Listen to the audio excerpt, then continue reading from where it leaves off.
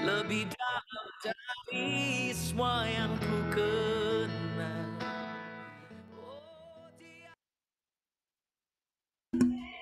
Ya. Selamat pagi, shalom buat semua Bapak Ibu, saudara-saudara, anak-anak sekalian. Pagi. Kita sungguh bersyukur buat Tuhan bahwasanya kasih setianya selalu ada buat kita sebagai anak-anaknya. Ya, di hari ini di tanggal 15 Agustus ya. Kita semua tahu bahwa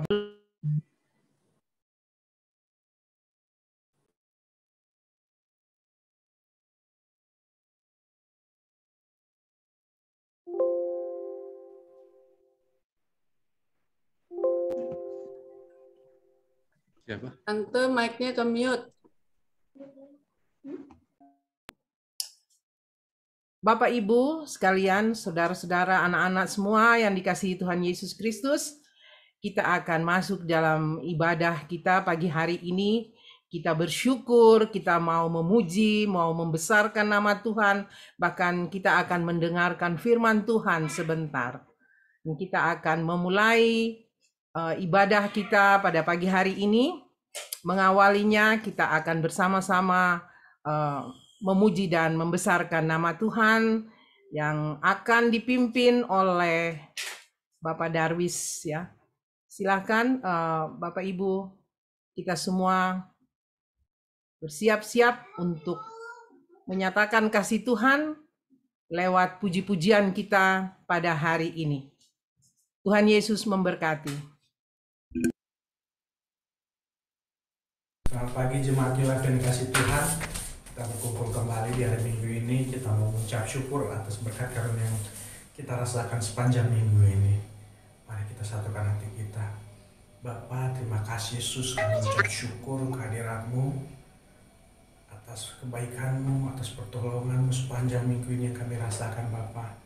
Bapa, kami di sini berkumpul untuk mulai ibadah kami. Kami mau hantarkan persembahan pujian kami, biar itu menjadi dupa yang harum yang menyenangkan hati-Mu Bapa.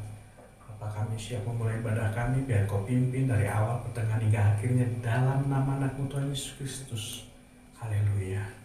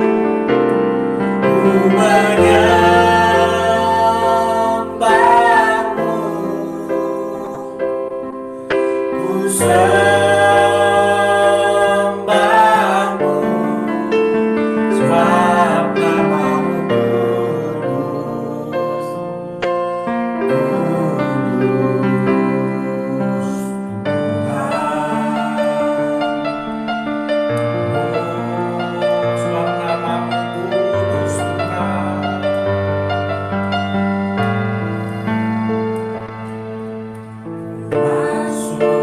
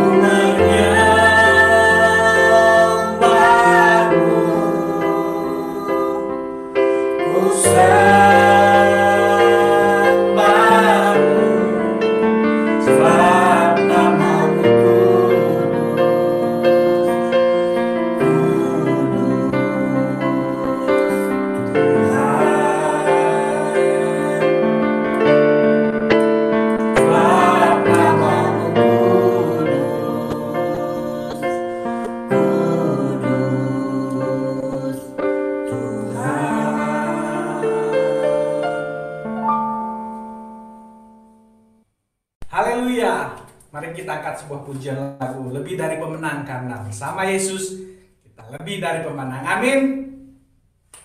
Haleluya.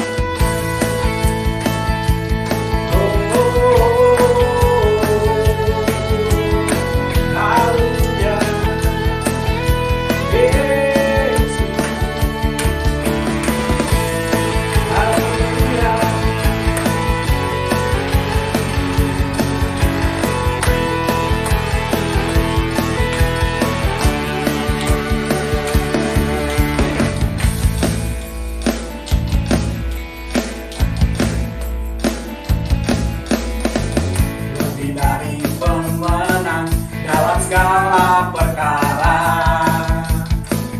iblislah dikalahkan oleh kuasa darahnya.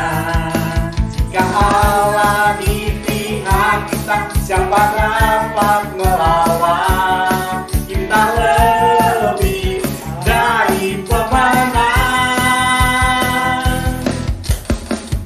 lebih dari pemenang dalam segala perkara.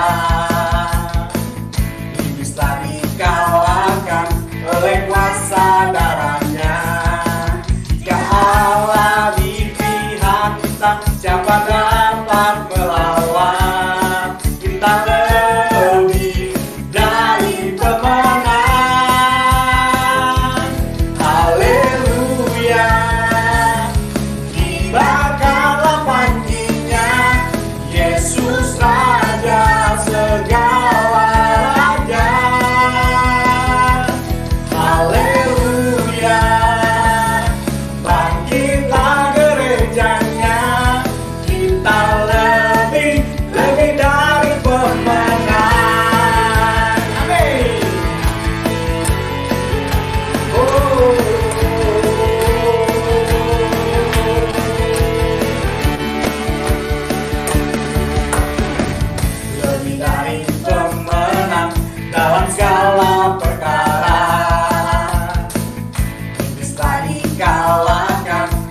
Kuasa darahnya. Jika Allah di pihak kita, siapa dapat melawan? Kita lebih dari pemenang. Haleluya.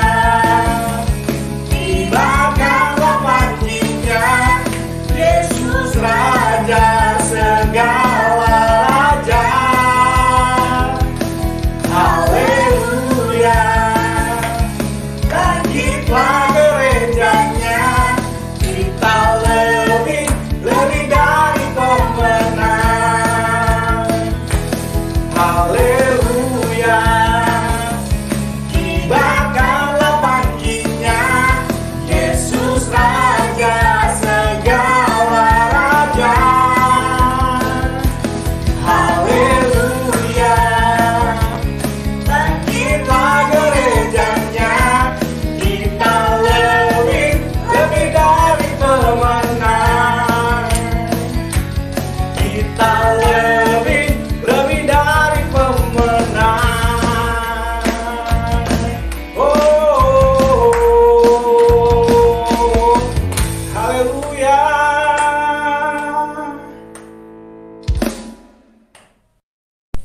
Kita mau siapkan hati kita mendengarkan firman, sebagian dari firman Tuhan. Kita mau menyiapkan hati kita menjadi tanah yang subur. Kita angkat sebuah pujian lagu ini dengan hati yang tulus menyembah Dia. Mari kita siapkan hati kita. Terima kasih Yesus, kami mau datang menyembah Engkau Bapa. Ini hati kami Bapa.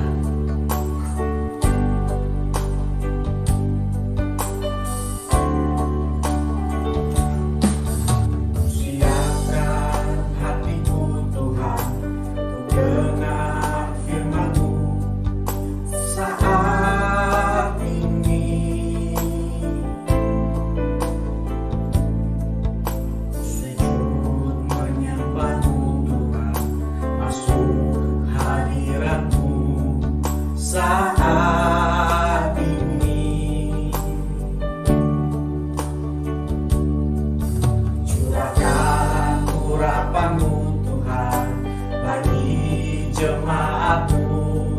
Saat ini ku siapkan hatiku Tuhan untuk dengar firman-Mu.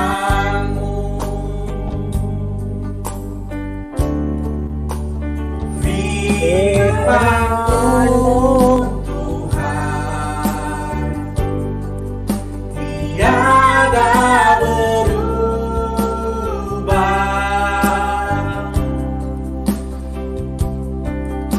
dahulu, sekarang, selama-lamanya tiada berubah.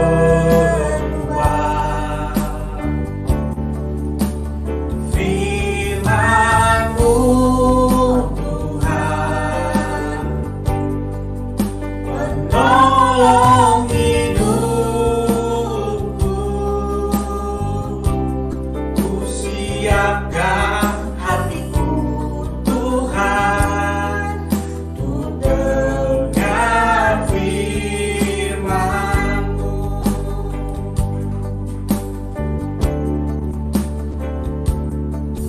Ku siapkan hatiku Tuhan untuk dengar firman-Mu saat ini.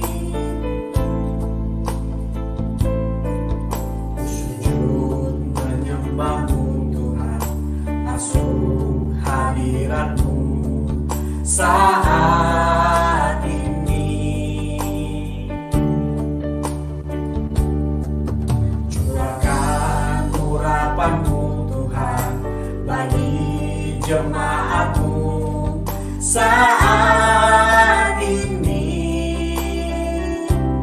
Ku siapkan hatiku Tuhan untuk dengar firman-Mu. Firman-Mu Tuhan, firman-Mu Tuhan tiada berubah,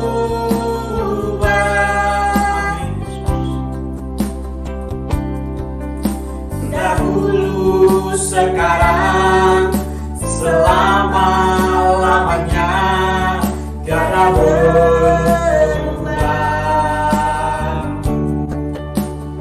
Firman-Mu Tuhan menolong hidupku,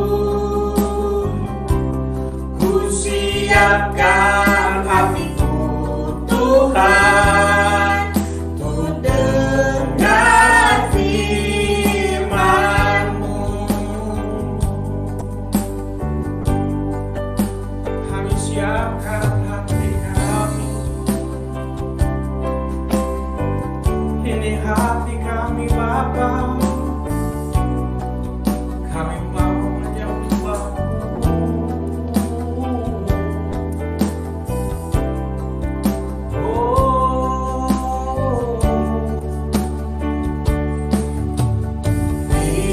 Firman-Mu Tuhan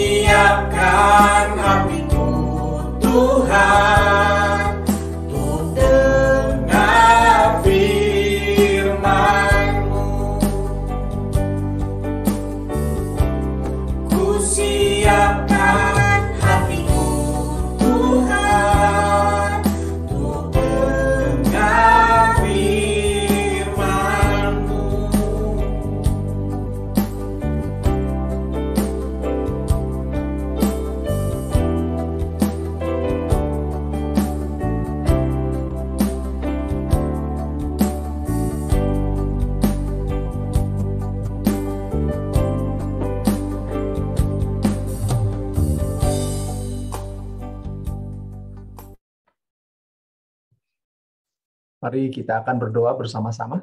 Mohon anugerah-Mu Tuhan. Tuhan, menyerahkan ibadah pada pagi hari ini dalam tangan-Mu. Jadikan ibadah ini membuat kami bugar, menginspirasi kami, bahkan memberikan penyegaran terhadap rohani kami. Sekali lagi memohon pengurapan-Mu, khususnya bagi hamba, biar hamba bisa berbicara dengan sederhana, lugas, dan bisa dipahami oleh umat-Mu. Menyerahkan waktu ini dalam tangan-Mu, di dalam nama Tuhan Yesus, kami sudah berdoa dan mengucap syukur. Amin. Selamat pagi jemaat semua. Saya harap dalam keadaan bugar, kita akan coba merenungkan satu topik yang saya pikir relevan dengan kemerdekaan negara kita Indonesia, yaitu tentang kemerdekaan yang sejati. Seringkali kita berbicara tentang kemerdekaan dikaitkan dengan bangsa kita, negara kita, bahkan tidak sedikit kritik-kritik yang muncul ya dilemparkan. Sebetulnya bangsa kita ini sudah merdeka atau belum? Karena memang secara de jure, secara yuridis hukum, Indonesia sudah merdeka tahun 45. Nah, keluhan terjadi di antara masyarakat, bahkan di antara mungkin komunitas, karena seringkali kok pola hidupnya seperti hidup yang belum merdeka, seperti itu. Seakan-akan hidup masih di dalam konteks yang di luar haraman. Nah, kita kadang-kadang mudah dan gampang melakukan kritik yang bersifat sosial atau mungkin kritik politik terhadap negara kita. Tetapi pertanyaannya, waktu hal yang sama ditujukan kepada kekristenan atau kepada hidup spiritualitas kita, bukankah seringkali kita mengalami hal yang tidak berbeda jauh? Kita dianggap atau kita merasa bahwa kita sudah dimerdekakan oleh Kristus, padahal acap kali kita pun hidup di dalam fakta perilaku hidup yang seringkali tidak menunjukkan hidup yang merdeka. Nah, karena pentingnya masalah ini, saya ingin mengajak untuk kita merenungkan dan kita coba memaknai, mengingat ulang kemerdekaan di dalam Kristus sejalan dengan hari kemerdekaan yang akan kita ikuti di dalam 2 hari lagi. Saya akan share screen.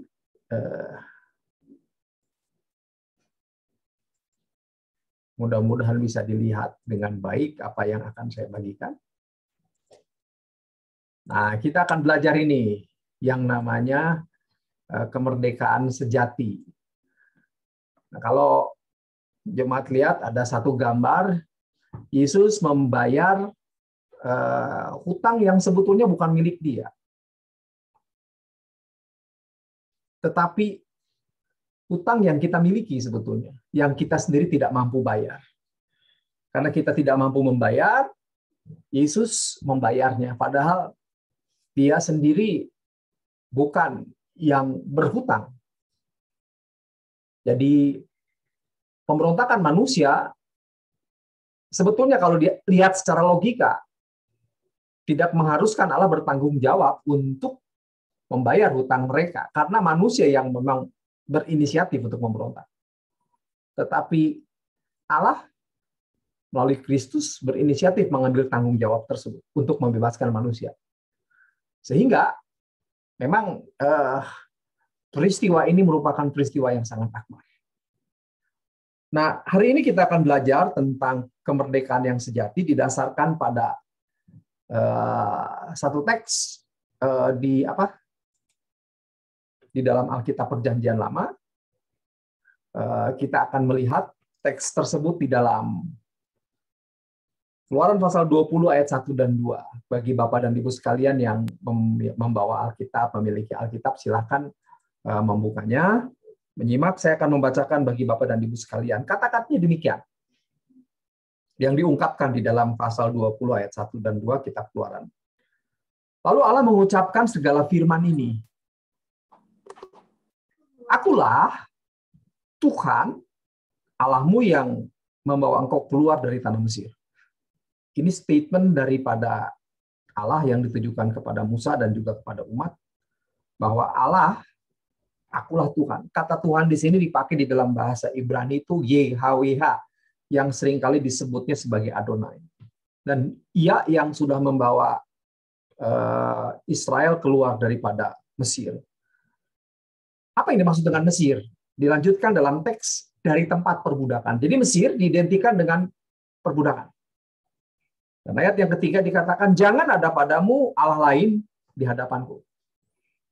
Konsekuensi dan imbauan kepada umat, kalau aku sudah membebaskan kamu, jangan lagi ada ilah lain di dalam kehidupan. Nah, sebetulnya hukum pertama dari Dekalog, daripada hukum Taurat ini diberikan oleh Allah kepada Musa dan kepada bangsa Israel, sebetulnya dilatar belakangi atau dibingkai oleh peristiwa apa hukum ini. Ketika kita membaca pasal 20 ayat 1 dan 2, kok kenapa harus mengatakan hal yang seperti itu? Kira-kira apa yang menjadi penyebab, yang menjadi dasar, yang menjadi fondasi, sehingga pada ujungnya keluar hal ini. Nah, kalau kita melihat, khususnya berusaha untuk memahami yang namanya bingkai peristiwa. Bingkai peristiwa itu sendiri sebetulnya tidak bisa dipisahkan dengan bagaimana peristiwa Israel mengalami perbudakan di Mesir. Kalau kita kembali kepada pasal 1 Kitab Keluaran, kita bisa melihat bahwa satu keluarga besar dari Yakub hijrah, imigrasi ke Mesir karena masalah peristiwa kelaparan. Ketika mereka tinggal di Mesir, mereka beranak pinak menjadi satu komunitas yang besar. Sampai satu kali muncul kekuatan pemimpin Mesir yang memang tidak mengenal Yusuf. Dan waktu melihat komunitas Israel yang begitu banyak, yang begitu besar, timbul satu ketakutan. Karena kalau Mesir diserang oleh negeri-negeri lain, jangan-jangan bangsa ini akan membantu negeri lain dan akan memberontak, membantu negeri lain tersebut. Sehingga dibuat satu policy, satu kebijakan tersebut untuk menekan dan memperbudak bangsa Israel. Sehingga pada ujungnya Israel mengalami yang namanya perbudakan. Itu kalau kita melihat di dalam pasal-pasal awal, di dalam kitab Keluaran. Lalu Israel mulai berteriak kepada Allah, Allah setia dengan janjinya, dan dia mengutus yang namanya Musa. Dan kalau kita melihat di dalam kitab Keluaran bagian awal sampai pasal 12 dan 13, Musa hadir appeal, menyerukan kepada Firaun untuk dia membebaskan bangsa Israel sehingga bangsa Israel bisa terbebas dari Mesir. Tapi Firaun bersikeras. Di sana kita melihat terjadi pertarungan atau terjadi yang namanya hukuman Allah atas Mesir dengan 10 fenomena. Saya pernah jelaskan kepada jemaat, fenomena ini melampaui hanya semacam fenomena alam, tetapi merupakan pertarungan atau di dalam istilah Kristen disebutnya sebagai spiritual warfare, peperangan rohani. Karena apa? Sebetulnya 10 fenomena ini merupakan pertarungan kekuatan antara ilah Mesir melawan yang namanya Allah Israel, yang namanya Adonai. Nah, kita melihat yang pertama Sungai Nil menjadi darah. Kalau kita belajar dari sejarah, Sungai Nil dianggap sebagai sungai pemberi kehidupan bagi Mesir. Dan menurut orang Mesir, yang menjadi pelindung Sungai Mesir adalah Dewa Osiris. Sehingga kalau Mesir bisa hidup, melangsungkan kehidupan melalui Sungai Nil itu karena berkah daripada Osiris. Bahkan Osiris pun merupakan pelindung daripada anak-anak sulung Mesir. Tapi kalau kita melihat di dalam tulah tersebut, tampaknya Osiris tidak mampu menghadapi kekuatan Allah yang dibawa Musa. Buktinya, Sungai Nil menjadi darah. Anak sulung di Mesir pun tewas, tidak bisa dilindungi. Lalu kita memahami di dalam tulah bagaimana matahari itu tidak menunjukkan cahayanya, sehingga membuat sulit hidup di Mesir. Nah, kita paham juga bahwa matahari dalam pemahaman Mesir dikuasai oleh satu dewa yang namanya Dewa Ra. Dan ternyata tidak mampu. Sehingga 10 tulah merupakan representasi dari sebetulnya ilah-ilah Mesir yang tidak mampu menghadapi kekuatan Yahweh atau Adonai. Dan ujungnya daripada tulah ini terjadi yang namanya peristiwa Paskah, terjadi yang namanya pembebasan melalui 10 tulah tersebut. Paskah itu dijadikan sebagai ajang penebusan dan sekaligus pembebasan bagi bangsa Israel. Jadi Paskah, saya sudah pernah jelaskan kepada jemaat secara panjang lebar bagaimana itu mengacu tentang eksistensi kepada bangsa Israel menjadi satu bangsa yang bebas. Memang bernilai spiritual tetapi juga bernilai politis di dalamnya yang sudah kita pelajari. Setelah mereka bebas, mereka melakukan perjalanan dari Mesir menuju yang namanya Sinai. Inilah pasca Paskah. Nah, kita bisa melihat dalam perjalanan dari Mesir menuju Sinai, bangsa Israel mengalami mujizat-mujizat, dikatakan Laut Merah terbelah atau Laut Kosong terbelah. Lalu ketika mereka berjalan di padang gurun kekurangan air, Allah tunjukkan mujizatnya. Tetapi di dalam mujizat yang besar yang baru mereka alami bebas dari Mesir, lalu melewati Laut Kosong, Laut Merah, lalu mereka melihat bagaimana Allah menyediakan banyak hal dengan mujizat, tapi itu mereka tetap bersungut-sungut. Ada persungutan. Seakan-akan menunjukkan memang mereka bebas dari Mesir, tetapi mereka memiliki ilah yang lain, yaitu apa? Ya persungutan itu kepentingan perut mereka. Sampai ujungnya mereka sampai di Sinai. Lalu di Sinai Allah memberikan perintah kepada Musa untuk mereka menyiapkan diri untuk bertemu dengan Allah. Sehingga di Sinai ini ditujukan yang namanya hukum Allah, hukum Taurat. Salah satunya yang kita baca ayat 1-3. Hukum Taurat sebetulnya satu cara untuk Allah mengingatkan kepada bangsa Israel tentang peristiwa pembebasan, sehingga mereka ketika mengingat, mereka tetap bisa komit dan menghargai terhadap pembebasan tersebut. Jadi sekali lagi kalau kita melihat, jika melihat hukum-hukum Taurat yang diberikan oleh Allah kepada Israel, sebetulnya ini merupakan satu usaha dan upaya Allah agar bangsa Israel mengingat. Upaya. Di dunia kita memahami yang namanya bahasa simbol. Simbol tidak hanya berhenti pada simbol. Simbol tidak hanya berhenti pada apa yang dilihat, tetapi apa yang ada peristiwa di baliknya. Ada pemaknaan. Dengan demikian itu mengingat. Hari Minggu kalau kita mendengar khotbah, khotbah adalah upaya menggambarkan mengingat, menolak lupa. Sehingga di hari Minggu ketika kita mendengar khotbah, kita diingatkan tentang karya Allah. Sama dengan hukum Taurat. Jadi ketika bangsa Israel berhadapan di Gunung Sinai, Musa berhadapan dengan Allah, diingatkan agar peristiwa tersebut menjadi satu peristiwa yang harus diceritakan secara turun-temurun kepada anak cucu mereka. Jadi sekali lagi, hukum ini kalau kita kaitkan dengan peristiwa di dalam Keluaran pasal 1 sampai pasal 19, merupakan satu upaya mengingat kepada bangsa Israel apa yang diingat dan yang harus diingat. Bahwa Adonai itu pembebas bangsa Israel. Allah, Yahweh yang menjadi pembebas bangsa Israel. Teksnya jelas dikatakan, akulah Tuhan Allahmu yang membawa engkau keluar dari tanah Mesir, dari tempat perbudakan. Aku, Adonai, yang bawa engkau keluar. Bukan hanya itu yang merupakan imbauan untuk diingat oleh Allah kepada bangsa Israel. Diingatkan juga status Israel. Dan dikatakan seakan-akan aku yang bebaskan dan sekarang statusmu itu bukan budak. Engkau orang bebas. Nah, pernahkah kita berpikir ketika Israel tinggal di Mesir, mereka hidup dengan kultur apa? Kultur Mesir, kultur Kanaan, atau kultur apa? Nah, kalau mereka sudah bebas, berarti mereka harus hidup dalam satu kultur yang baru. Nah, itu sebabnya diberikan yang namanya Taurat untuk mereka membangun satu kultur yang baru. Ingat, engkau tidak dikuasai kultur daripada Mesir yang akan memperbudak kamu, tetapi engkau bebas. Dan engkau harus memiliki satu kultur yang membebaskan kamu. Dan yang ketiga, ingat, setia pada Adonai, pada Yahweh. Jangan padamu ada ilah lain. Tuh. Kenapa?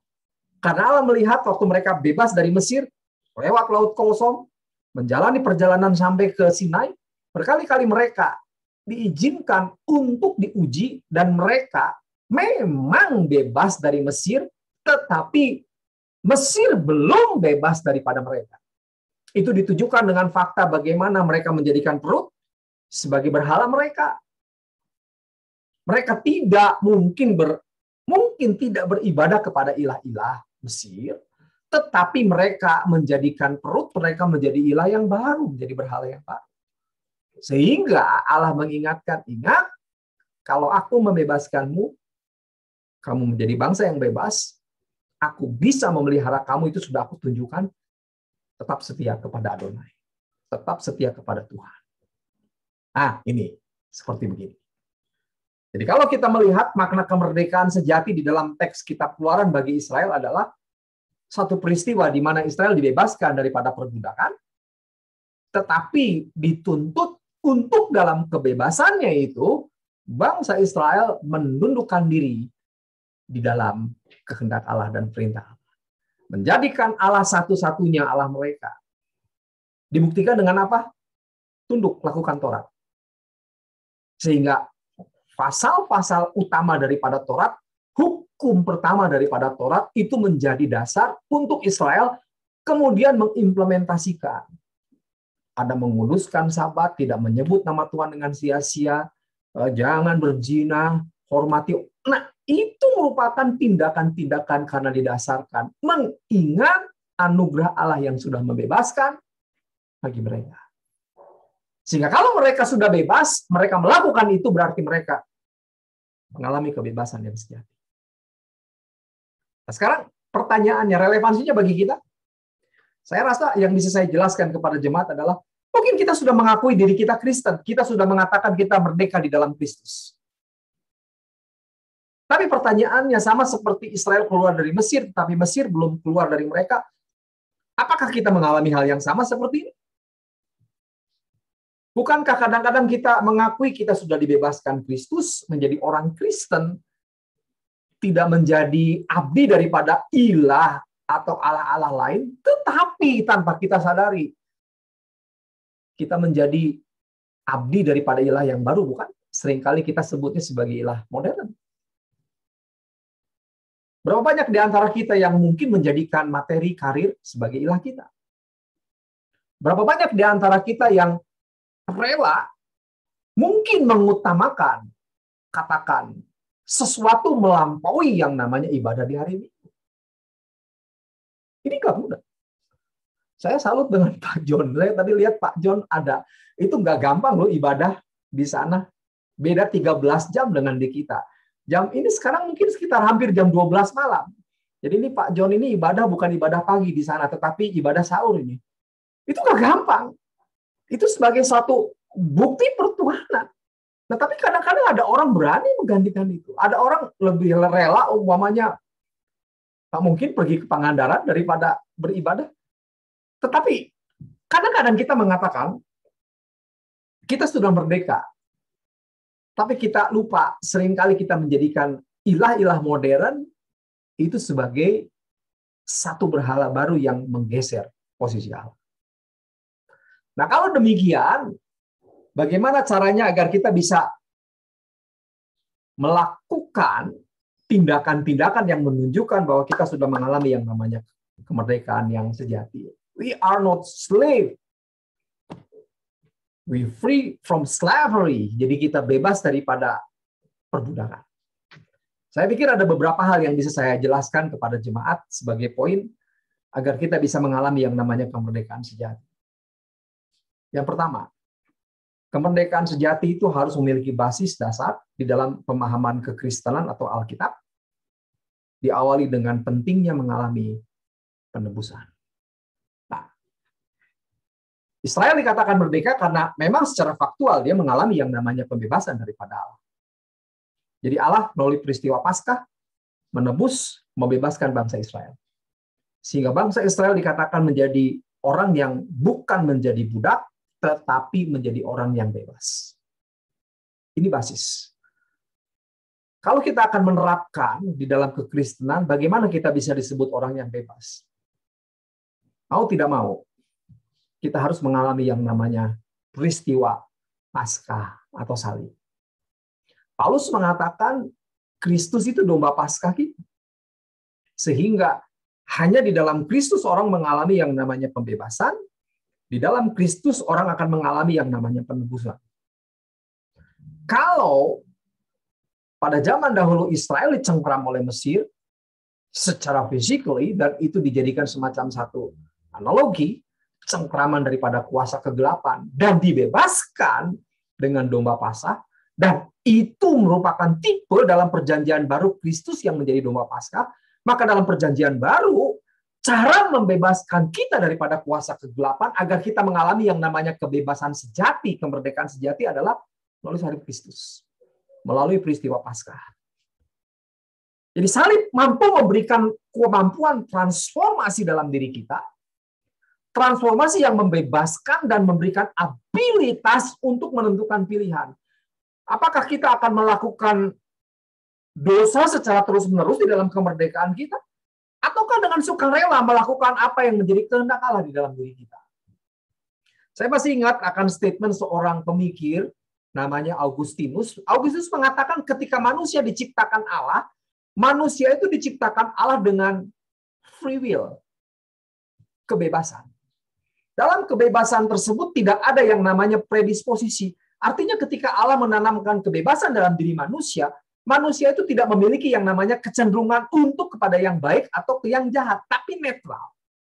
Dalam kenetralan itu Allah memberikan abilitas engkau bisa tunduk kepada kehendak Allah tanpa memakan buah pohon, atau engkau bisa rebel, memberontak dengan kehendakmu itu melawan kehendak Allah dengan memakan buah pohon tersebut. Dan Agustinus mengatakan manusia punya kemampuan untuk menentukan. Dan mereka dengan rela menentukan pilihannya untuk mengambil buah pohon tersebut. Hasilnya yang terjadi, pemberontakan tersebut disebut sebagai satu keterpecahan. Dosa menguasai manusia. Dan Agustinus mengatakan ketika yang baik diberikan oleh Allah, yang bebas diberikan oleh Allah, tapi terkooptasi dosa itu menjadi tidak suci lagi, menjadi buruk, menjadi kotor. Dan hasilnya apa? Manusia tidak pernah memiliki kehendak bebas lagi, tetapi dicengkram oleh dosa. Kita seringkali berbicara bukan kehendak bebas, kehendak bebas. Cek di dalam kitab Roma. Paulus mengatakan kita ini budak hamba. Berarti without will. Budak dosa. Dan cenderung untuk masuk terus untuk memilih dosa. Itu di dalam Roma 3 ayat 15. Tidak ada yang mencari Allah. Semuanya itu melakukan sesuatu yang Paulus sendiri mengatakan di dalam pasal 7, aku ini tahu yang baik, tetapi yang buruk yang aku lakukan. Aku ini slave sebetulnya. Walaupun aku tahu Torah. Di sini kita memahami dengan begitu menarik. Kalau begitu siapa yang mampu membebaskan manusia daripada cengkraman tersebut, perbudakan tersebut? Salib. Salib mampu mentransformasi. Mampu membebaskan dan memberikan abilitas. Sehingga ini bukan opsi tetapi keharusan. Kemerdekaan di dalam Kristus memberikan abilitas. Memampukan kita untuk memilih. Dalam kebebasan kita, abilitas kita, apa yang akan kita lakukan? Apakah kita dengan sukarela akan menjadikan Tuhan sebagai fokus? Apakah di dalam abilitas kita untuk memilih kita akan mengulangi hal yang sama seperti Adam? Sekali lagi, kemerdekaan ini masalah praktis, bukan masalah teori. Pertanyaannya, apakah di dalam kebebasan kita, di dalam kemerdekaan kita, kita akan melakukan sama dengan Adam, ataukah tuntutan yang ditujukan Allah kepada Israel? Yaitu, engkau bebas, tetapi di dalam kebebasanmu, maukah engkau dengan rela menjadikan Allah sebagai Allah yang satu-satunya?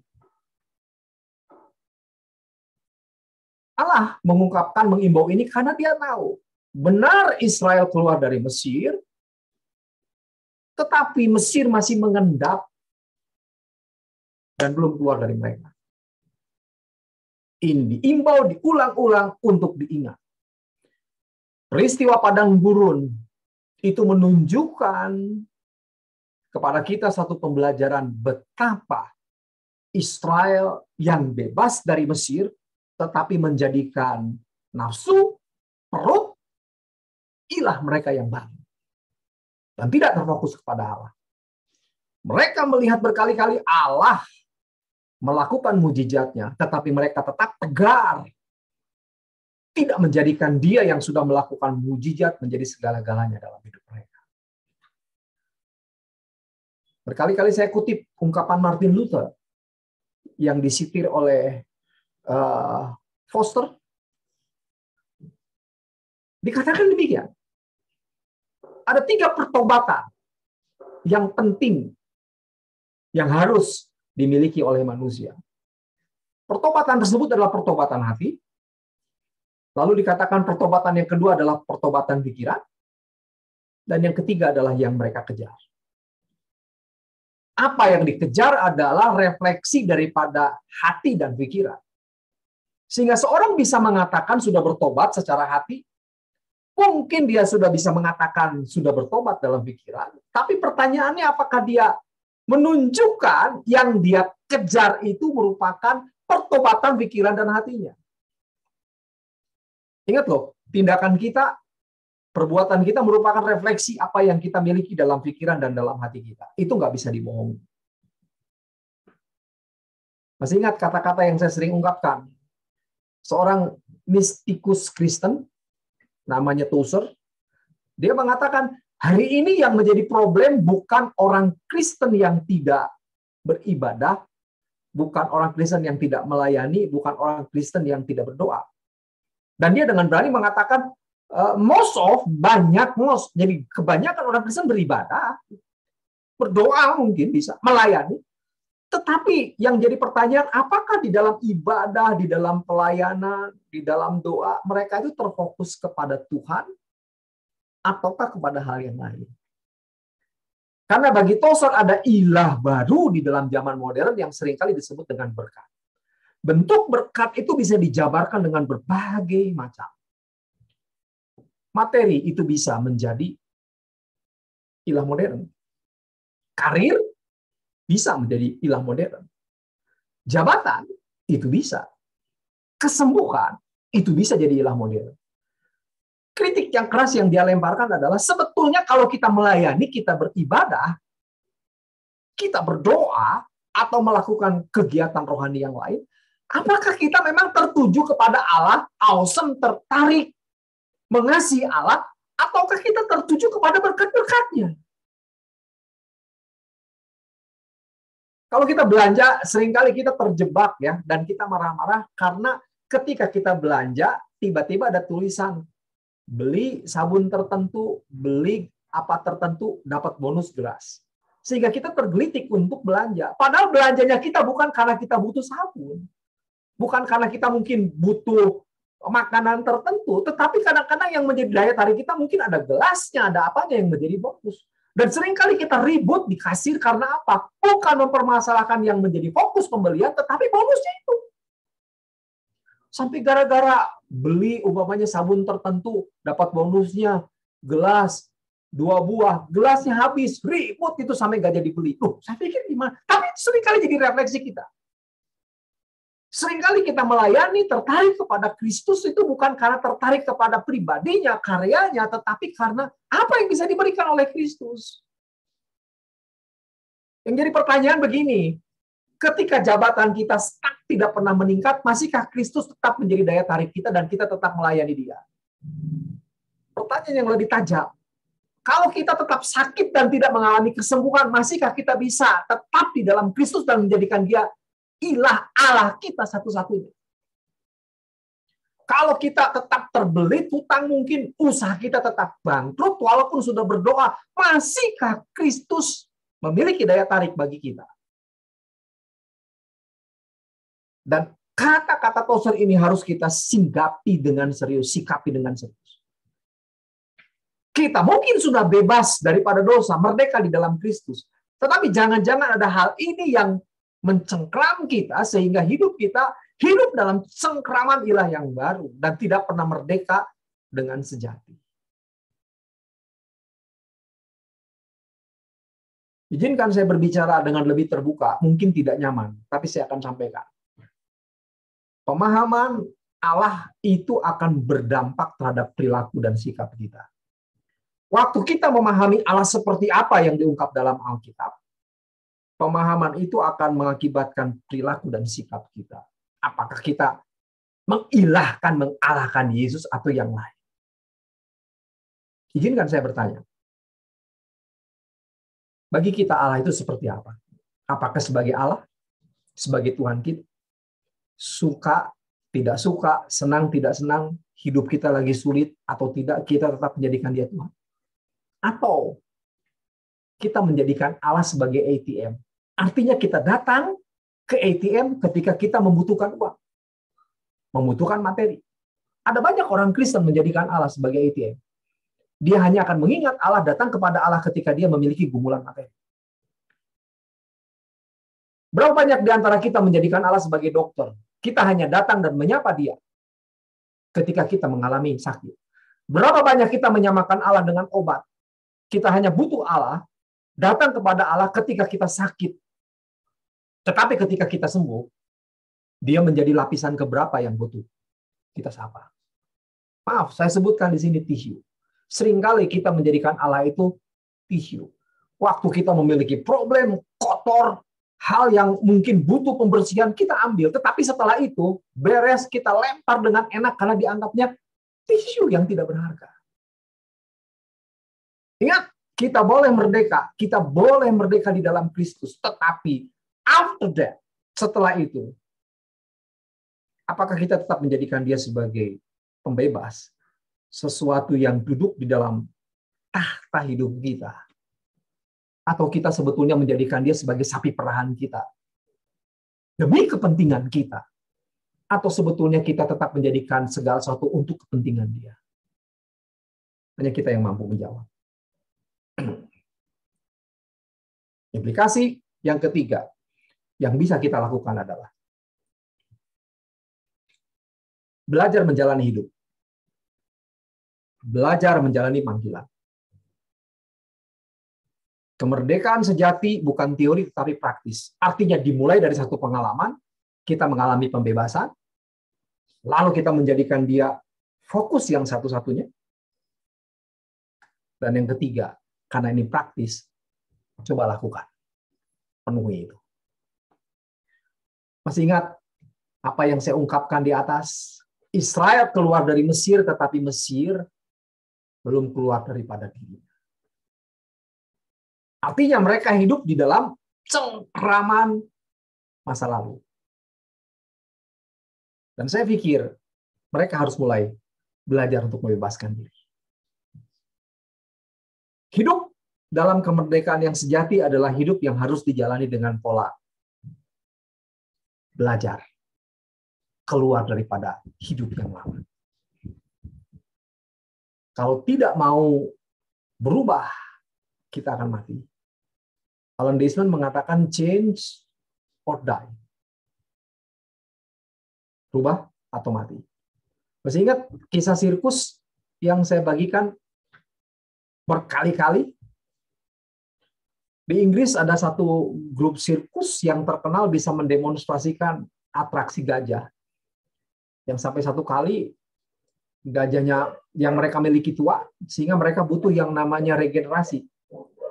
Waktu dilakukan regenerasi, maka diambil gajah yang masih kecil untuk dilatih.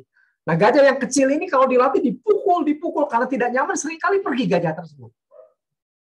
Sampai satu kali, jengkelnya si pelatih itu ikat kaki gajah yang kecil tersebut ketika dilatih, dan ketika anak gajah tersebut dipukul, dia akan lari, dia nggak bisa karena kakinya terikat.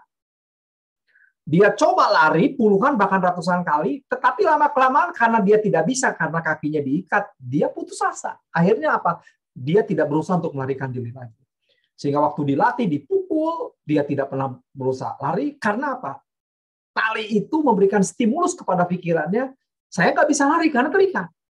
Lalu tahun-tahun kemudian gajah ini bertumbuh menjadi gajah yang dewasa, tubuhnya besar, tetapi tidak berusaha untuk melarikan diri. Kenapa? Karena ada stimulus di kepalanya, aku nggak bisa lari karena aku terikat. Padahal dia lupa, dia sudah menjadi gajah dewasa yang besar, yang hanya dengan menggoyangkan sedikit kakinya, tali yang kecil itu bisa putus. Gajah ini tidak bisa mengalami pembebasan keluar dan menjalani hidup yang merdeka karena tercengkram dengan masa lalunya. Hidup dalam cengkraman masa lalu. Hanya dengan berubah, change, atau kita akan mati di dalam kebiasaan buruk kita. Ingat, status baru memberikan mentalitas baru. Kebebasan mengakibatkan kita seharusnya mampu berpikir bukan dengan mentalitas budak dan kemampuan budak, tetapi behavior, attitude, habit, dan karakter yang baru juga. Saya pernah jelaskan juga di tempat ini bagaimana satu kali waktu saya ada di Batam, saya makan di pinggir jalan waktu itu habis doa malam, lalu tiba-tiba ada pengamen. Dan pengamen ini menyanyikan lagu Ebit GAD. Waduh, waktu saya dengar lagunya, saya kasih jempol 2 deh. Hebat betul-betul. Bahkan mungkin kalau disandingkan dengan Ebit, Ebit sendiri akan minder dengar suaranya. Bagus sekali. Nah, pendeta yang sama-sama dengan saya makan, kebetulan dia agak nakal. Dia juga senang dengan lagu Ebit. Waktu selesai lagu pertama, dia bilang kepada saya begini, kita minta dia untuk sampai 10 lagu. Gila, 10 lagu suruh nyanyi.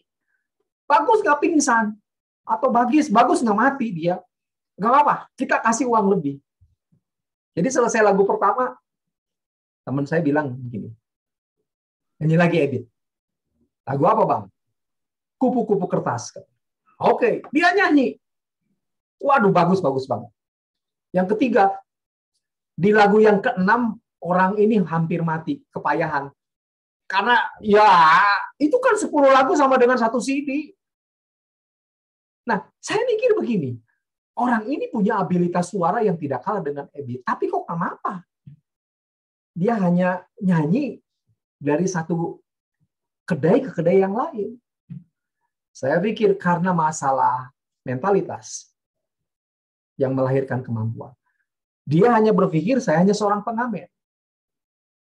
Tapi Ebit lain. Ebit berpikir saya artis. Kalau disandingkan kemampuan Ebit dengan pengamen ini kan nggak di bawahnya Ebit penyanyi ini. Yang membedakan apa? Mental.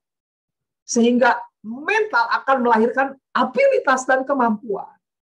Ketika seorang memikirkan siapa dirinya, orang akan belajar sesuai dengan apa yang dia pahami tentang dirinya. Kemerdekaan yang sejati itu memberikan kemampuan dan dampak. You are not slave. Engkau bukan budak. Tidak layak hidup di dalam perbudakan. Hanya kita jarang tangkap ini. Sehingga kita hidup dalam cengkraman masa lalu. Dalam pola hidup yang jorok, yang kurang bersih, yang tidak sejalan dengan panggilan kerajaan Allah. Bukankah kita seringkali mengkritik masyarakat, sosial, politik yang ada di Indonesia dan mengatakan ini kelihatannya bangsa Indonesia walaupun merdeka nampaknya belum merdeka. Tapi ketika pertanyaan yang sama dilemparkan kepada kita, bukankah itu juga refleksi kita yang tanpa sadar kita pun sering dicengkram dengan habit dan kebiasaan masa lalu. Saya harap setelah kita memahami tentang kemerdekaan yang sejati, kita tidak lagi dicengkram oleh pengaruh masa-masa lama, tetapi hidup dengan orientasi ke depan kepada masalah yang baru di depan. Protagoras, seorang bijak, dia mengatakan bahwa hidup itu merupakan proses apa melepaskan tambatan, tetapi mencoba hal yang baru. Lepaskan tambatan yang buruk dari produk masa lalu, tapi arahkan kepada yang di depan, untuk kita belajar menjalani yang namanya kebebasan, freedom ini di dalam hal-hal yang baru. Saya pikir betul yang diungkapkan oleh dia. Mengapa kita tetap dicengkram oleh kebiasaan buruk? Karena kita tidak pernah mencoba hal yang baru. Kita lebih menyukai hal yang lama. Leonard Kasali berkali-kali mengatakan hari ini kita mengalami disrupsi dalam berbagai bidang. Kalau kita tidak mencoba hal yang baru, tidak bisa. Hari ini yang lagi berjaya itu Gojek. Orang dengan teknologi di masyarakat 5.0, belanja nggak usah lagi pergi, tetapi hanya tinggal pijit, gosen begitu, datang makanan. Tetapi jangan lupa, gosen ini tidak akan artinya Gojek atau Grab, Uber, itu nggak akan selamanya eksis. Saya masih ingat waktu saya ada di lembah Silicon, di Silicon Valley, di Google, pusat teknologi Google, mereka sementara mengembangkan bagaimana drone itu bukan hanya drone yang hanya untuk memfilm, tetapi drone itu dipasangkan di mobil. Sehingga jangan-jangan satu kali udara yang kita miliki ini bukan hanya diisi oleh pesawat, tetapi mobil yang mungkin bisa terbang nanti. Nah, kebayang nggak nanti kalau satu kali ada perusahaan yang bisa mengirim ke sana ke sini bukan lagi pakai Gojek, tetapi pakai drone. Saya kirim makanan dari rumah saya, kirim ke Bu Sukma, ke Pak Willy, pakai drone tuh, harganya murah, drone-nya ke sana, nggak ada macet, nggak ada hambatan. Nah, itu kan disruption, itu hal-hal yang baru, sehingga manusia itu harus belajar ke depan dengan hal-hal yang baru seperti begini. Kalau tidak, kita tetap hidup dalam cengkraman masalah. Hari ini banyak konglomerat dikejutkan oleh orang-orang yang bekerja sebagai startup melalui program-program terapan melalui komputer itu tiba-tiba bisa menjadi orang yang kaya. 20 tahun yang lalu, 10 tahun yang lalu lah katakan, mana pernah orang berpikir ada Tokopedia. Mana pernah orang berpikir ada yang namanya Bukalapak yang katanya mau tutup lapak juga. Itu semua berkembang. Sangat hebat. Prosesnya belajar. Ingat, hidup itu proses menemukan. Hidup itu proses membangun. Kalau kita tidak belajar terbuka, maka kita hanya akan menjadi pemilik masa lalu. Tapi kalau kita terbuka, kita pun akan menjadi pemilik masa depan. Hidup adalah upaya mengolah. Jangan berhenti. Jangan pernah menolak yang namanya perubahan karena takut kehilangan yang mungkin dianggap berharga. Jangan-jangan perubahan itu membuat kita memiliki hal yang lebih berharga dari apa yang mungkin sebelumnya kita miliki. Dan yang terakhir, jangan coba menghindari apa yang tidak mungkin. Kalau belum dicoba, jangan-jangan melaluinya kita akan mendapatkan yang terbaik. Sekali lagi, Bapak dan Ibu sekalian, kemerdekaan yang sejati itu bukan teori, tetapi satu pengalaman yang dibangun dengan habit dan dibangun dengan habit. Karena kalau tidak, kita tetap akan terdampar, tertutup dalam lumpur masa lalu, hidup dalam masa lalu, dan tidak pernah mengalami yang namanya kemerdekaan yang sejati. Kita hidup dalam satu zaman yang sementara sudah berubah. Tetapi berapa lama atau berapa banyak di antara kita yang masih tetap hidup dengan cara-cara yang lama? Kita harus memiliki pola hidup yang baru. Kemerdekaan yang sejati dibangun di atas Kristus, tetapi harus dilanjutkan oleh kita dengan habit-habit yang baru, tanpa berhenti belajar. Dan orang bisa mengatakan, memang kamu sudah merdeka secara sejati. Amin. Mari kita berdoa bersama-sama. Terima kasih Tuhan Yesus untuk anugerah-Mu. Terima kasih untuk kebaikan-Mu. Terima kasih untuk ingatan yang sudah Engkau bangun kembali pada hari ini, bahwa Engkau sudah mati bagi kami, memerdekakan kami, dan bagian kami untuk tetap hidup di dalam upaya yang tertuju kepadamu dengan pola hidup yang baru. Berkati umat-Mu di tempat ini. Terima kasih untuk anugerah-Mu. Dalam nama-Mu, kami sudah berdoa dan mengucap syukur. Amin. Saya kembalikan pada host. Steve Budiman, untuk firman yang sudah dibagikan buat kita semua pagi hari ini.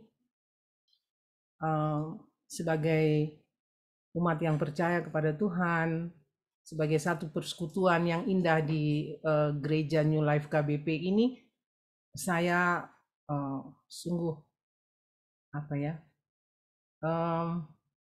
merasa tertegur ya dengan firman yang dibagikan oleh Pak Steve tadi, bahwa bagaimana kita yang sudah percaya kepada Kristus, mengaku Kristus sebagai Tuhan dan Juru Selamat, Dia sudah mengorbankan hidupnya buat kita, bahkan sudah memerdekakan kita, tetapi kita masih tetap hidup dalam kehidupan kita yang lama. Hal-hal seperti ini saya percaya Bapak Ibu Saudara anak-anak sekalian, kita semua harus berusaha, harus terus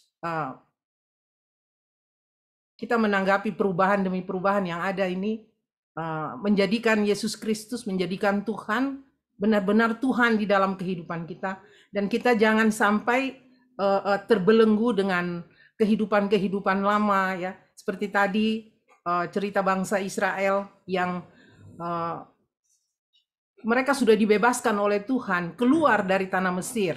Tapi kita tahu bahwa cerita tentang bangsa Israel yang keluar dari tanah Mesir ini, ketika mereka menuju kepada tanah perjanjian, tanah Kanaan, kita banyak cerita di mana mereka selalu melihat ke belakang.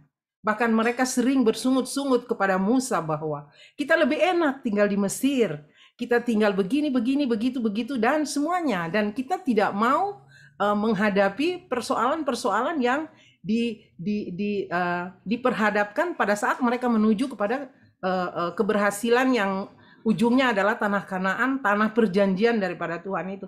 Saya merasa kehidupan kita juga seperti ini. Kadangkala kita tidak mau menerima perubahan, tetapi kita mau berjalan dengan hal-hal yang lama. Terima kasih Pak Steve sudah mengingatkan kita semua sebagai jemaat Tuhan di gereja New Life KBP ini. Semua khotbah di bulan Agustus ini, mari kita jadikan satu momen, supaya kita itu bangkit dari keterpurukan, bangkit dari apalagi dengan keadaan sekarang yang kita tahu kita diperhadapkan oleh situasi kondisi di mana COVID-19 penyakit ini yang sampai hari ini Tuhan masih izinkan ada dan kita semua menghadapinya. Dan saya percaya kekuatan siapa yang bisa kita andalkan untuk menghadapi ini adalah kekuatan daripada Tuhan. Tinggal fokus kita kepada Tuhan. Benar nggak kita?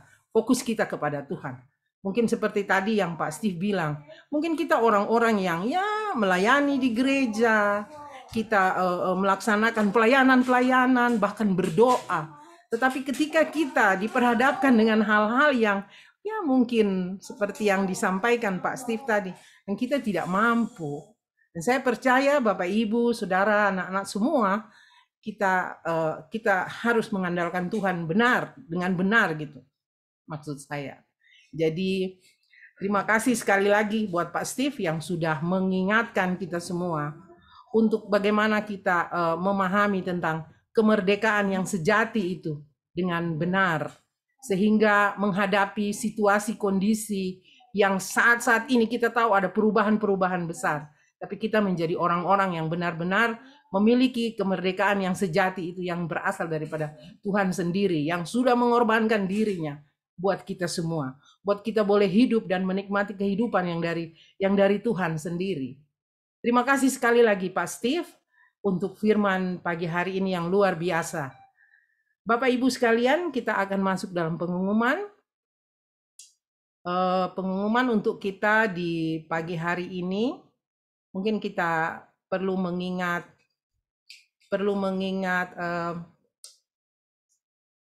tema-tema khotbah kita di bulan Agustus. Ini sudah masuk pada minggu ketiga ya. Karena yang saya tahu pertama itu Pak Johnson Sinaga, kemudian yang kedua kemarin oleh Pak Agus Rohaidi, dan hari ini oleh Pastor Steve Budiman dengan tema-temanya. Yang pertama yaitu makna kemerdekaan, kemudian minggu lalu harga kemerdekaan, dan hari ini kemerdekaan yang sejati. Dan minggu depan yang akan dibawakan oleh Pastor Amos Sukamto itu tentang the freedom in forgiving. Apa ini artinya ya? Kebebasan ya? Kebebasan di dalam hal pengampunan ya. Kemudian yang kelima nanti oleh Pastor Aan, itu tentang financial freedom.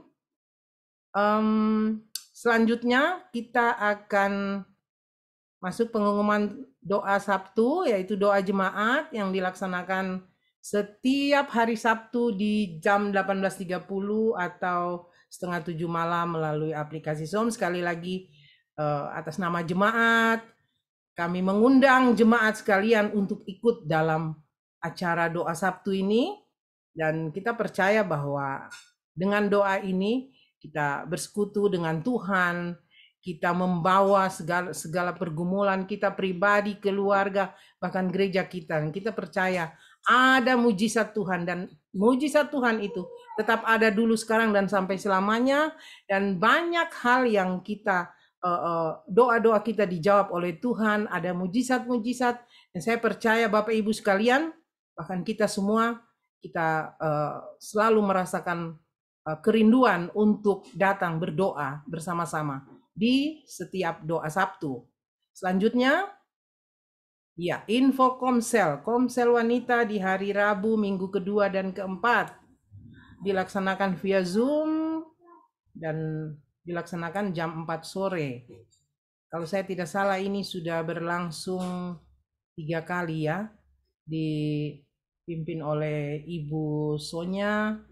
Terima kasih Ibu Sonya, mohon maaf kami belum bisa bergabung dan kadang-kala ada banyak kendala, dan kita berdoa mudah-mudahan yang ke depan kita bisa mengikuti.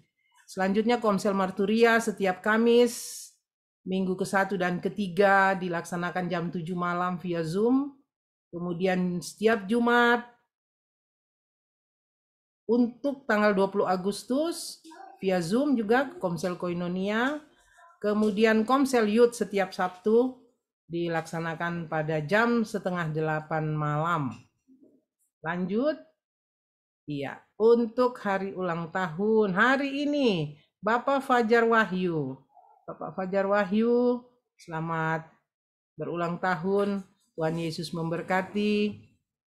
Selanjutnya, wow, tanggal 18 Agustus Ibu Sonya Sandra Sari Barus. Ya, ini Ibu Sonya Sinaga ya. Ibu Sonya siap-siap tanggal 17 upacara dulu, tanggal 18 baru ulang tahun. Biasanya yang dilaksanakan di New Life KBP kita selalu bersenda gurau dalam acara 17-an, dan Ibu Sonya selalu yang dijadikan bulan-bulanan oleh kita ya. Tetapi karena sekarang masih pandemi, ya kita sampaikan saja Tuhan Yesus memberkati. Ibu Sonya makin kuat sehat. Ya, sekarang Ibu sedang berpisah sementara dengan anak terkasih Deo dan Bapak kita Pak Johnson. Kita percaya Tuhan Yesus senantiasa ada dan menyertai Ibu dan keluarga. Selanjutnya ada ulang tahun pernikahan, yaitu Bapak William Ruhulesin dan Ibu Ripka Sukmawati pada tanggal 16 Agustus besok. Iya. Selanjutnya, iya, bagi jemaat New Life yang rindu memberikan persembahan perpuluhan, pengucapan syukur, bisa transfer ke BCA dengan nomor yang sudah tertera atas nama GPK Jemaat New Life KBP. Juga bisa melalui QR Code kalau nggak salah ya. Siap. Lanjut. Ya, terima kasih untuk jemaat sekalian yang sudah ikut dalam ibadah minggu ini. Terima kasih untuk semua pelayanan yang praise and worship tadi, Pak Darwis dan Ibu Jenny. Ya, kita sungguh-sungguh percaya bahwa hari ini ada berkat Tuhan yang kita boleh terima sebagai jemaat, satu jemaat ya. Terima kasih buat pelayanan semua. Tuhan Yesus memberkati.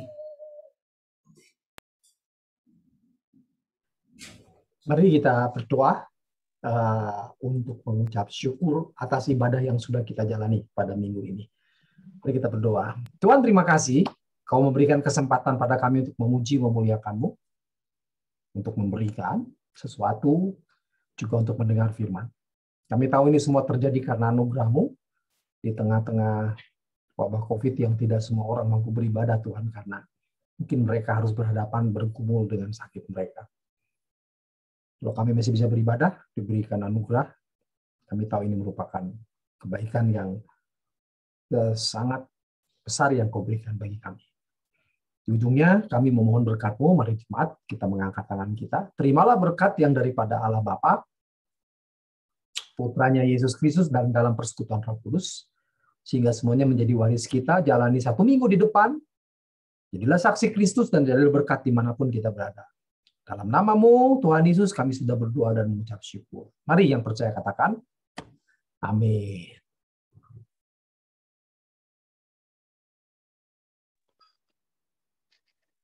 Baik, selamat siang Bapak-Bapak dan Ibu-Ibu. Ibadah kita sudah selesai hari ini.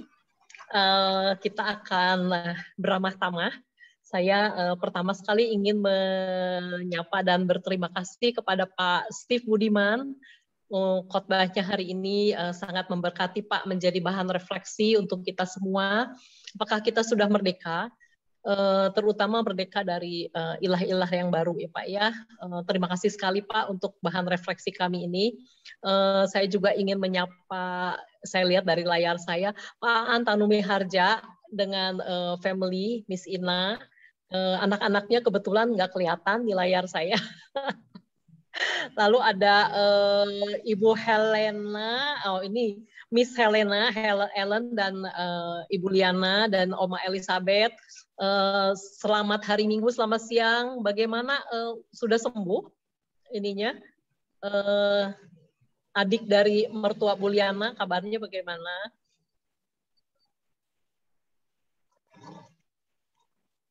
Mungkin masih di mute ya. Masih ya, masih tunggu kabar lagi apa? Lagi masih didiagnosa. Oh, sekarang ada di rumah sakit atau di rumah? Iya, di rumah sakit. Masih di rumah sakit. Ya mudah-mudahan kita selalu doakan yang terbaik ya Bu Liana untuk adiknya Tante Syok ya berarti ya? Ya. Ya. Oh iya ya. Salam buat Tante Syok ya. Ya, makasih Ci. Ya, makasih Bu Tet, Pak Teten dan Bu Ami, selamat siang. Lagi di KBP atau lagi di Padalarang atau lagi di Sumedang? Di Padalarang. Padalarang. Iya. Oke. Ya, berikutnya ada Desinaga, Ibu Sonya dan putra-putrinya. Apa kabar Bu Sonya? Kok Bu Sonya makin seger, rambutnya makin makin lebat. Hari-hari yang berat ya Bu, ditinggal pergi sementara oleh Deo dan Pak. Iya, betul. Selanjutnya ada keluarga Pak Agus. Baca ya. Keluarga Pak Agus, apa kabar? Aduh, kelihatannya tangannya doang. Itu tangannya siapa itu? Sorry. Pak Agus Rohaidi, Ibu Lucia, Kak Dian, dan Bu dan Rika. Apa kabar semuanya? Baik, Bu. Ya, puji Tuhan. Ya. Ada Pak Ivan, itu adiknya Ibu Nia, kakaknya Bu Nia. Oh iya, ya baru masuk juga ya, dari Pak ya. Saya kakaknya. Iya. Ya, selamat datang Pak Ivan, baru saya lihat di layar. Terima kasih Bu. Tante Kris, Opa Ben-nya mana ya? Oh ya. Di sebelah. Ada di sebelah, oke. Ya. Jadi ini satu di rumah Om Willy, yang satu di rumah Opa. Ya, karena berkaitan dengan tadi tugas pelayanan tadi, jadi lebih afdol di sini gitu. Timbang sebelah, takutnya di sebelah ada gangguan, kita nggak bisa ngapa-ngapain. Oh iya Bu, iya Tante. Ya. Di layar berikutnya ada Ibu Imelda Oktaria Tambunan dan Pak Gugun dan putra-putrinya. Halo Bu Imelda. Ya, Ci. Hai. Ya, hai. Ini Ibu Elizabeth Florida, bagaimana di tempat isomannya? Halo anak-anak. Ya.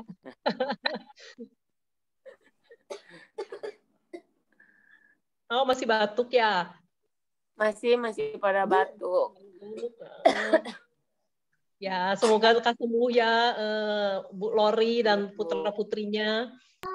Selamat malam Pak Johnson. Di sini pagi, di sana mungkin midnight. Selamat malam Pak Johnson dan Deo. Semoga semua prosesnya dilancarkan ya. Deo besok masuk asrama Pak? Tanggal 17, Bu.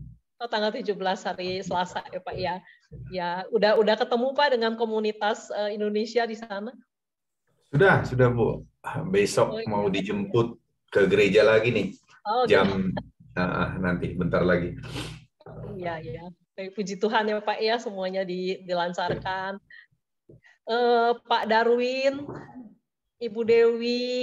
Selamat hari Minggu untuk Selamat hari semuanya. Minggu. Bapak Ibu. Salam sehat Bu Dewi, Pak Darwin, Dea. Sama-sama. Ini yang New Life KBP itu Feby. Apa kabar Feby? Terima kasih. Feby kayaknya makin seger ya Feb.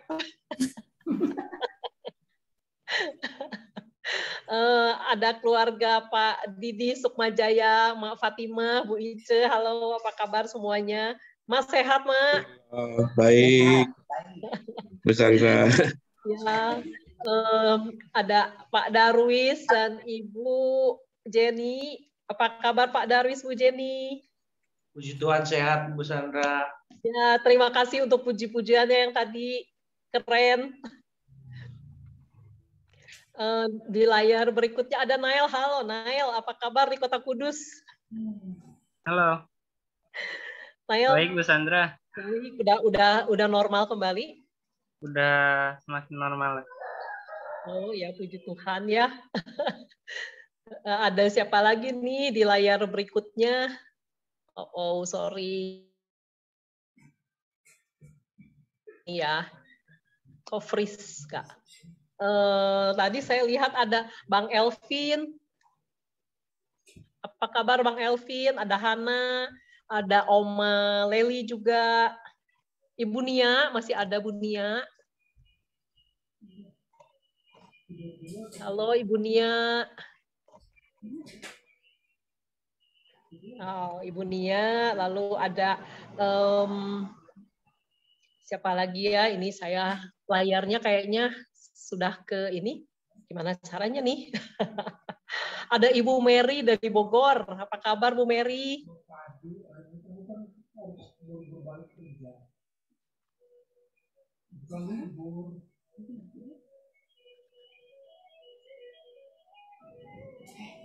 Halo.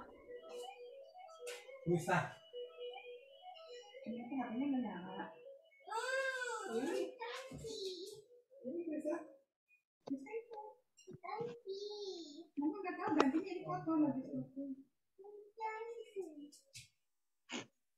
Halo, halo.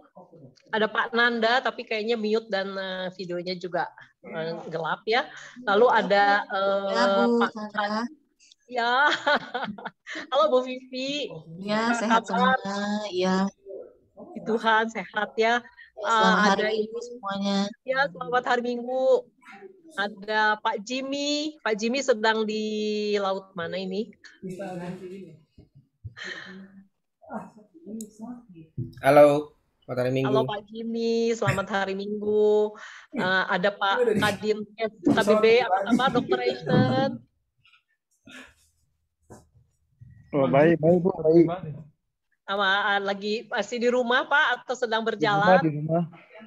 Ya, puji Tuhan ya Pak. Udah mungkin COVID di KBB udah ke zona oranye ya Pak ya? Ya, ini Audi tadi kemarin kurang sehat Audi. Oh ya. Kalau Esther udah sembuh Esther? Saya sembuh langsung lari itu ke atas. Wah. Oma Elizabeth. Hai Esther. Nah, puji Tuhan Audi udah sembuh. Dokter Lucy, ada apa kabar Dokter Lucy? Lucy, tadi dia belanja sebentar. Oh iya. Ya, hai Audi. Iya, mau. Puji Tuhan dok, sehat-sehat semuanya. Puji Tuhan. Bunia. Udah banyak yang ini. Halo, Ibu Sinfonia. Apa kabar Bu Sinkonia? Apa kabar Yohanes? Bu, ada siapa lagi? Ada Oma Elizabeth. Oma Elizabeth, apa kabar? Sorry.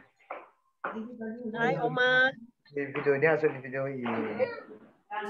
Tuh kan ya. Pak Willy, apa kabar Pak Willy? Baik, Bu Sandra. Hari ini saya keluar dari layar karena biar omanya bisa dipakai tampil terus. Bisa dipakai dipakai Oma Kris. Wah, Bang Jimmy Ya, lagi di jet pribadi ya? Iya, Pak Jimmy ini hebat banget. Kemarin baru beli di warung belakang. Mau nyusul Pak John ke sana, ke Amerika. Ditunggu. Ya, putrinya udah gede banget. Banyak panggang B2 di sini, Jim. Wis. Murah. Bisa digosen, Bang. Bisa. Panggang B2-nya seperti apa, Pak?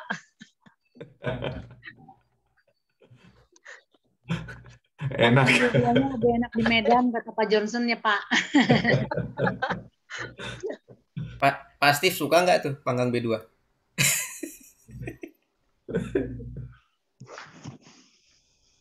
Oke, Bapak Ibu, silahkan saling berfellowship dan menyapa satu sama lain. Bu Sandra, makasih tadi di mute ininya. Nggak kedengeran. Iya. Iya, Bu.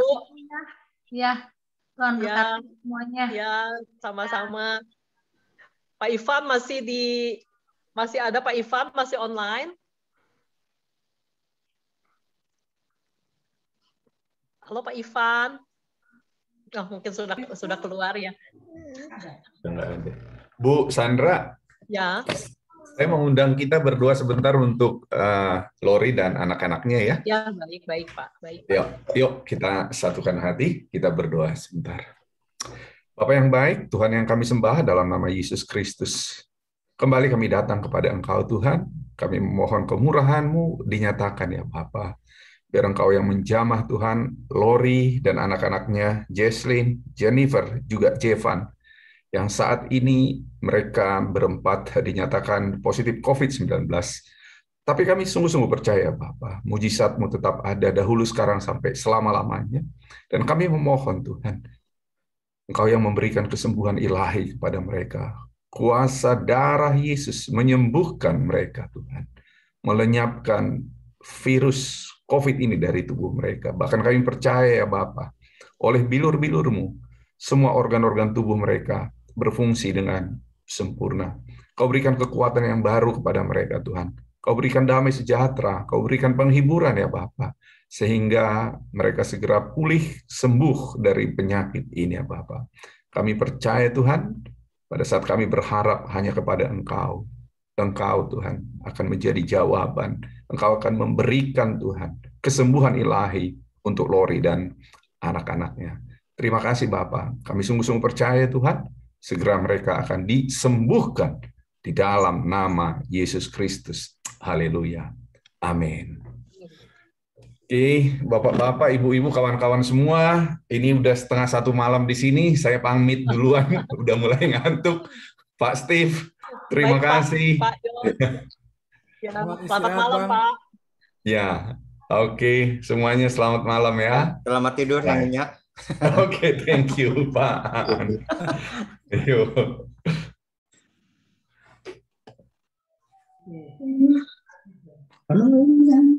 Oh. Nah, yang kemarin divaksin? Iya. Efeknya apa sih? Katanya beda dengan Sinovac. Pegel-pegel, kedinginan sama pusing aja. Oh ya? Kalau Sinovac gimana? Aku nggak tahu. Sinovac mah nggak ada ini, cuman ngantuk dikit lah. Udah masih pusing? Masih pusing sekarang? Nggak? Masih dikit. Oh gitu? Tahu pegel-pegel. Iya. Pakainya apa? AstraZeneca? Iya, AstraZeneca. Oh. AstraZeneca tuh. Loh, emang dia belum divaksin?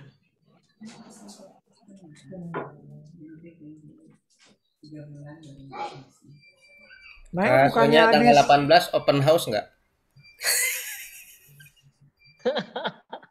open gate bang, open gate, tapi nggak open door. Open. Jadi di luar aja bang kau bang. Di luar bawa kresek gitu ya?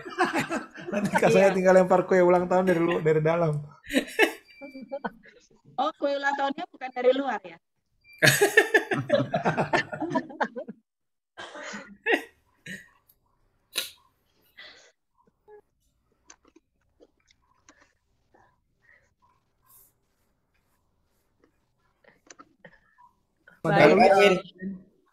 Pak Darwis, Bu Jenny, terima kasih ya udah untuk pelayanannya. Selamat hari Minggu semuanya. Pak Steve, terima kasih telah melayani. Kami mau makan dulu Pak ya. Untuk semuanya. Makan aja bang, nggak minum. Makan aja nggak minum. Ah? Saya. Ya ada Oh. ada minumnya ini. Kelapa muda. Coba lihat di belakang kelapa mudanya bang, itu ada seperti ada yang kelihatan sedikit itu. Yang ini. Oke, Bapak Ibu, kami mohon Baik, izin. terima kasih Pak Darwin. Selamat hari Minggu. Selamat hari Minggu, Ibu Bapak.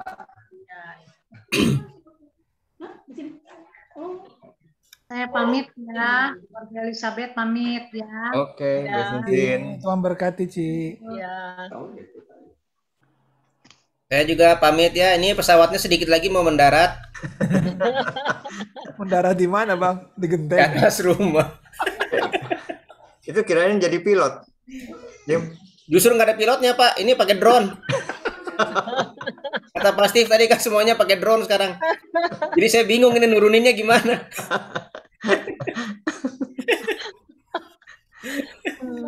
Oke, thank you. Selamat hari Minggu Oke. semua. Selamat hari Terima Minggu, kasih, Jimmy. semuanya. Oke, Tuhan berkati. Oke. Itu Ami koordinasinya kapan Ami? Nah ini kayaknya anak-anak youth-nya juga kayaknya ada beberapa yang udah mau makan ya atau makan dulu aja gitu. Ya nanti diundang lagi setelah makan ya. Mending gitu Nail, Feby bisa lapar dulu mau makan. Dea juga kan tadi kayaknya udah pamit makan, Ripka juga. Makan dulu aja lah biar santai. Makan dulu. Baik.